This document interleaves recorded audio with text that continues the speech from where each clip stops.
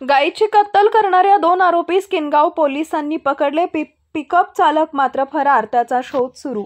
अहमदपूर तालुक्यातील किनगाव पोलिसांनी दिनांक 22/8/2025 रोजी रात्री 11:30 ते 23 ऑगस्ट पहाटे 4च्या दरम्यान मौजे सारोळा तालुका रेणापूर गावच्या जवळ गोपाळवाडी जाणाऱ्या रोडवर किनगाव पोलीस स्टेशननं गाय घेऊन जात असताना पाठलाग करून 2 आरोपींना पकडले असून आरोपीवर कलम महाराष्ट्र पशुसंरक्षण अधिनियम 1976, कलम 5(अ) (ब) 9 तसेच प्राण्यास क्रूरतेने वागवण्यास प्रतिबंध अधिनियम 1960 चे कलम 11(1) (ड) अन्वये प्रमाणे फिर्यादी सुरेश किसन कोतवाड वय वर्ष 24 पोलीस स्टेशन किनगाव यांच्या फिर्यादीवरून आरोपी इब्राहिम गफ्फार कुरेशी वय वर्ष 24 तसेच लक्ष्मण कोंडीबा तरूप वय वर्ष 45 दोघे राहणार पानगाव तालुका रेणापूर येथील रहिवासी असून त्यांना अटक करण्यात आली आहे.